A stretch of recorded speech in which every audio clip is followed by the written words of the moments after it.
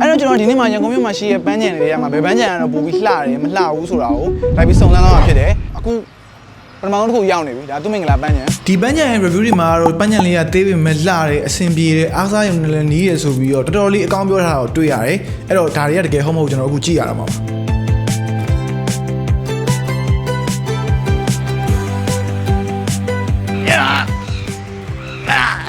ါလက်တွေတုံနေပြ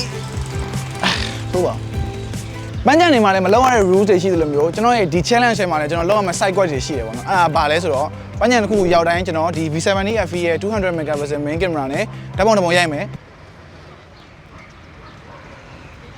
ပြီးလို့ရှိရင်တော့ကျွန်တော်ရိုက်ထားတဲ့ဓာတ်ပုံကို Google Map မှာသွားပြီးတော့ rating ပေးရမှာပေါ့နော်ဓာတ်ပုံနဲ့တကွာပေါ့ဆိုတော့ပန်းခြံတိုင်းမှာကျွန်တော်ရဲ့ဓာတ်ပုံလေးရှိနေမှာပေါ့ဆိုတော့မဆိုဘူးโอเคဒီနေ့နေလေးတာနေတော့ပဲပန်းခြံကတော့အခုကြည့်ကြည့်လိုက်တော့တော်တော်လေးကြည့်ရတယ်ပေါ့နော်တစ်ချက်တခြားနေရာလေးတော့ကြည့်ကြည့်လိုက်မယ်စော့စရာလေးပါလေးရှိလာပေါ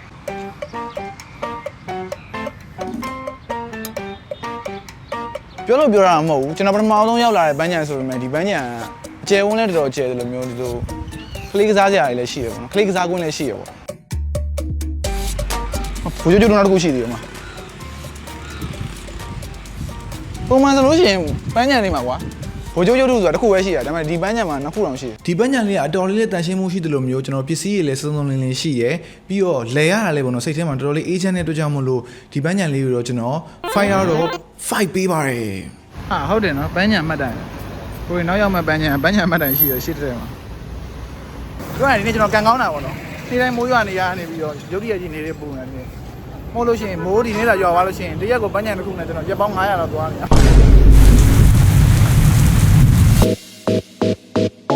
ာဒီပန်းခြံ review လေးတွေကလည်းပြောရမှာဆိုလို့ရှိရင်တော်တော်လေးကောင်းနေပေါ့နော်ဒါပေမဲ့တစ်ခုပါပဲကိုကျော်ကြီးကတော့သူစီမှာငွေလဲငွေထုံးနေဆေးတွေရောင်းနေဆိုပြီးကြုံညာထားပါတယ်ဒီပန်းခြံရောင်းကိုကျော်ကြီးစီတော့အပေးလို့ရပါတယ်ကိုကျော်ကြီးကဘာလို့လဲကျွန်တော်လည်းမသိပါဘူးဒီပန်းခြံပြောရရင်ကျွန်တော်ခုနတွားခဲ့တဲ့ပန်းခြံထက်2ဆ3ဆလောက်ကိုပိုကြီးရယ်ဒီမှာပန်းခြံဆိုပေမဲ့ရေကန်မှာပါရောခုနပန်းခြံထက်စားလို့ရှိရင်ဘာကောင်းလဲဆိုတော့ဆောင်းကျဲသွားပြီဗျာအဲကျွန်တော်ဆိုလို့ရှိရင်ပုံမှန်ပြေးရတဲ့ခါကျလို့ရှိရင်ကျွန်တော်အဲ့တောင်ဦးလာမှာပြေးစရာပန်းခြံမရှိဘူးပန်းခြံအရန်ကျင်းနေတာဆိုနောက်ထပ်ရေကန်တစ်ခုပ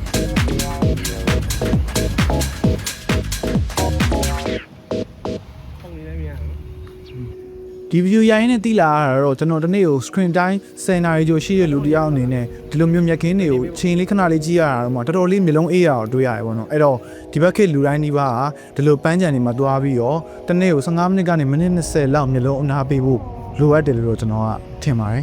ဒီပန်းခြံကိုတော့ကျွန်တော်4 out of 5ပေးပါတယ်အခုကျွန်တော်ရောက်နေတဲ့နေရာကတော့တူဝနပန်းခြံဖြစ်ပါတယ်နည်းနည်းတော့ကျယ်တယ်ပေါ့နော်ဒီပန်းခြံဘောကလည်းရွာနေဗျာကန်းနိုင်မဟုတ်ကျွန်တော်ခုနကပြောလို့တရက်ကိုပန်းခြံတစ်ခုနဲ့ရက်ပေါင်း900လောက်ဖြစ်သွားအခုကျွန်တော်ဒီရောက်တဲ့အချိန်မှာကြီးတော့ကတော့ဘိုးကျုပ်ရုပ်တုရှိရယ်နောက်တော့ကစားစရာတွေရှိရယ်နောက်တော့မိုးရီခိုတဲ့နေရာတွေရှိရယ်ဗျာဆိုတော့တော်တော်လေးစုံနေတယ်တူနာပန်းခြံမှာလည်းအခုလိုမျိုးကစားစရာတွေအများကြီးရှိရယ်ပေါ့နော်ပြီးတော့နေရာအကျယ်ဝန်းကဆိုလို့ရှိရင်ကျွန်တော်တို့အပြေးသမားတွေအတွက်အဆင်ပြေရယ်ရှောက်တန်းလေးလည်းရှိရယ်တန်းတန်းရှင်းရှင်းလေးပဲအခုကျွန်တော်ရောက်တဲ့အချိန်မှာမိုးတော့ရွာနေတာပေါ့နော်မိုးရွာနေတာဘာလို့ရလဲဆိုတော့ဒီဖုန်းကကျွန်တော်ရေစိုးခန်းနေဆိုတာပြောလို့ရပါတယ်ဒါလေးကတော့ကျွန်တော် V70 FE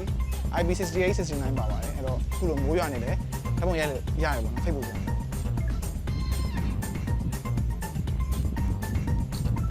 ်ဒီတူနာပန်းခြံထဲမှာကျွန်တော်သတိထားမိတာတစ်ခုကဘာလဲဆိုတော့ဒီပန်းခြံအပင်တွေကကျွန်တော်ခုနတောင်တကုန်းကပန်းခြံအပင်တွေပို့ပြီးတော့လှတယ်ပေါ့နော်ဒီမှာဗျာဒီလိုအပင်တန်းလိုက်ပြီးပြီးတော့ဒီလိုပင်ကြီးတွေလည်းရှိရယ်ဟိုဘက်အနောက်ဒီမှာဒါကျွန်တော်ကလေးတုန်းကလည်းတစ်ခါလာပြီးဗီဒီယိုရိုက်ဘူးတယ်ပေါ့နော်ဗီဒီယိုရိုက်လို့ကောင်းတယ်ညာဒီလိုပန်းခြံနေရတယ်လားဒီပန်းခြံလေးကကျွန်တော်တို့ရေကန်လဲပါတယ်ဘိုးကျုပ်ထုလည်းရှိရယ်ကစားစရာတွေလည်းစုံတဲ့အပြင်မှာကြဲကြဲလေးနဲ့ပေါ့နော်တကယ်ကိုအဆင်ပြေတဲ့ပန်းခြံလေးဖြစ်တဲ့အတွက်ကျွန်တော်5 out of 5ပေးပါတယ်ကျွန်တော်ခုရောက်နေရတော့ပြည်ထောင်စုပန်းခြံပေါ့နော်ပြည်ထောင်စုပန်းခြံကလည်းတော်တော်လေးကျယ်တယ်စောစရာတွေလည်းရှိရယ်တခုတော့မတွေ့ဘူးပေါ့နော်ဘာလဲရေကန်မတွေ့ဘူး Holy shit ဘိုးကျုပ်ထုမတွေ့ God damn bro ဟုတ်တယ်မလားပြောဆုံးမှလည်းဆိုရတယ်တစ်ချက်တော့ပတ်ကြည့်လိုက်မယ်ဗျာဘိုးကျုပ်ထုတော့မတွေ့သေးဘူးဒီကောင်ဘိုးကျုပ်ထုမပါဘူး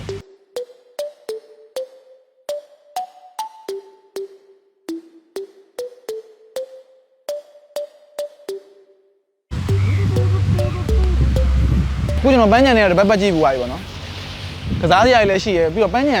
ကျွန်တော်ပြောရမယ်ဆိုလို့ရှိရင်ဒီကောင်အဲ့ငါတို့စတန်ချင်းလာတော့ပန်းချန်တယ်မှာမေ့ပါသူမင်္ဂလာပန်းချန်နဲ့ဒီပန်းချန်နဲ့ရှင်လိုက်ရင်ဒီပန်းချန်အများကြီးပို့လှဘိုးကျုပ်ရုပ်တော့မရှိဘူးတခုတော့လိုနေလို့ခံစားတာပန်းချန်တိုင်းမှာဘိုးကျုပ်ရုပ်တို့ကြည့်ဒီပန်းချန်ရင်ဘိုးကျုပ်ရုပ်တို့မရှိအဲ့တခုပဲကျွန်တော်အဆင်ပြေတယ်ဒီပန်းချန်ကိုတော့ကျွန်တော်4 out of 5ပေးပါတယ်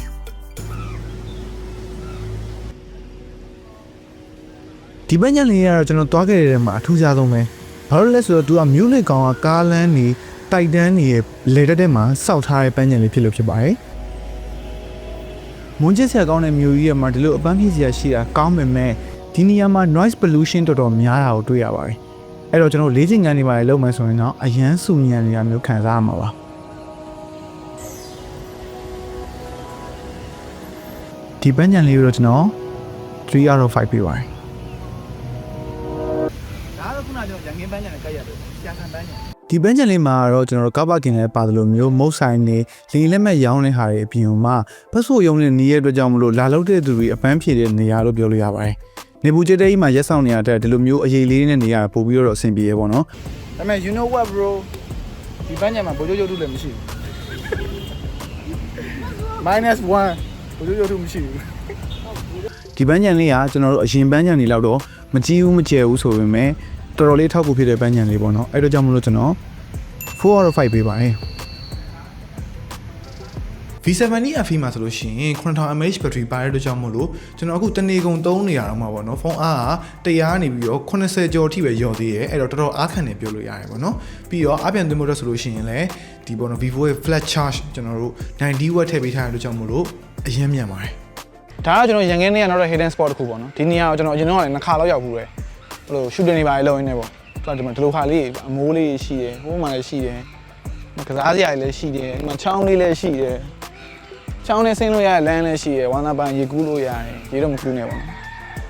့ရေတော့မကူးဒါပေမဲ့နည်းနည်းလေးဟိုပန်းညံပုံစံတော့မပေါ့ဘူးရသေးလားဒါပေမဲ့ပြင်းလို့ရှိရင်လာနေလို့ရတဲ့ပုံစံမျိုးလေးပဲရှိတယ် sport ပေါ့ hidden spot သိရမလားဒီနေ့ကကျွန်တော်မမကြည့်ရတော့ကျွန်တော်ဖတ်တတ်တဲ့လောက်ဆိုရင်တော့9ပင်လိန်လို့ရှိတယ်9ပင်လိန်ဟုတ်တယ်မလားဟုတ်မှာ I don't know man ဒီနေရာကိုရုပ်ရှင်တွေ music video တွေမှာတော့တွေ့ဘူးတွေရှိကြလိမ့်မယ်နော်။ तू ကနည်းနည်းလေးထဲဝင်ရပြီးတော့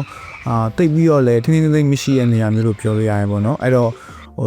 ကိုကတော့ကစားမယ်ဆိုလို့ရှိရင်တော့အခုလိုမိုးရင်းဆိုလို့ရှိရင်နည်းနည်းလေးတတိထားရမယ်။ကျွန်တော်ကတော့3 out of 5ပဲပေးပါတယ်။ဒါမျိုးမှပန်းချန်လို့ခေါ်တာ bro. Trust me. အခုကျွန်တော်ရောက်နေတ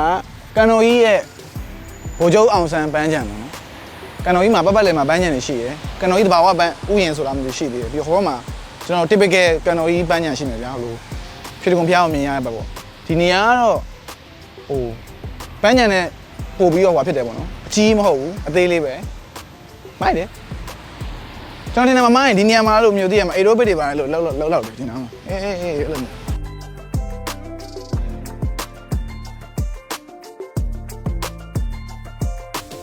ီဗီဒီယိုလေးဖြစ်မြောက်အောင်ကူညီပံ့ပိုးပေးထားတာတော့ကျွန်တော် Vivo ရဲ့ V70 FE မှာဖြစ်ပါတယ် V70 FE က V70 ရဲ့နောက်ထွက်တဲ့သူ့ရဲ့မျိုးဆက်သစ်ပေါ့နော်ဒီမှာဆိုလို့ရှိရင်200 megapixel main camera ပါတယ်9000 mAh low volt battery ပါတယ်ပြီးတော့ design ပိုင်းကဆိုလို့ရှိရင်လည်းကျွန်တော်လူငယ်တွေကြိုက်ပေါ့နော်ဒီ design လေးဆိုလို့ရှိရင်တော်တော်မိုက်တယ် V70 FE မှာဆိုလို့ရှိရင်ကျွန်တော် 1.5K ultra clear display ပါတယ်ပြီးတော့မှ120Hz လေးပါတယ်ပြီးတော့ OLED ပေါ့နော်အဲ့တော့ကြောင့်မလို့ကျွန်တော်တို့ NFC fingerprint နဲ့ရမယ်နောက်တော့ brightness ကဆိုလို့ရှိရင်လည်းကျွန်တော်အခုဒီ light ထဲမှာကြည့်မယ်ဆိုရင်တော့ကောင်းကောင်းမြင်ရတယ်ပေါ့နော်အဲ့တော့ display ပိုင်းမှာဆိုလို့ရှိရင်စိတ်ပူကြမလို့ပုံမှ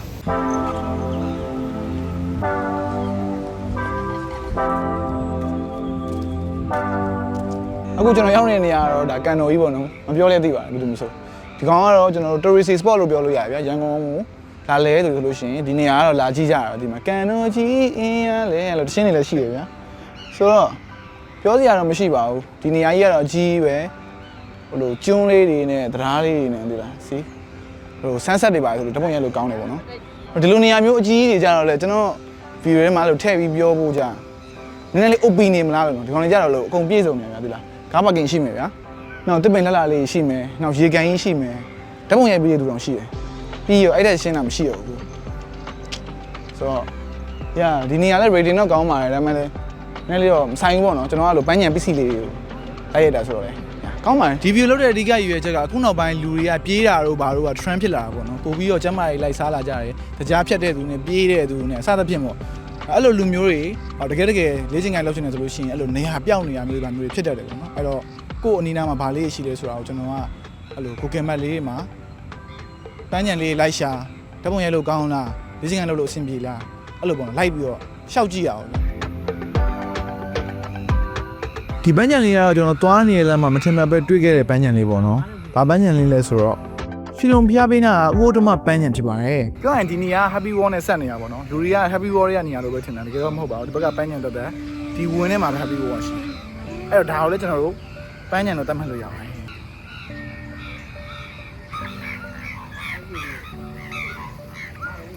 ဘယ်သူကပန်းညံနေမှာကြော်လို့ချက်ပြုတ်တာလဲ Explain me bro ဒီနေရာကဘာမိုက်လဲဆိုတော့ကျွန်တော်ခုပြဘဲစီးလို့ရတာဖြစ်ပါတယ်ကျွန်တော်တို့ဘဲစီးတော့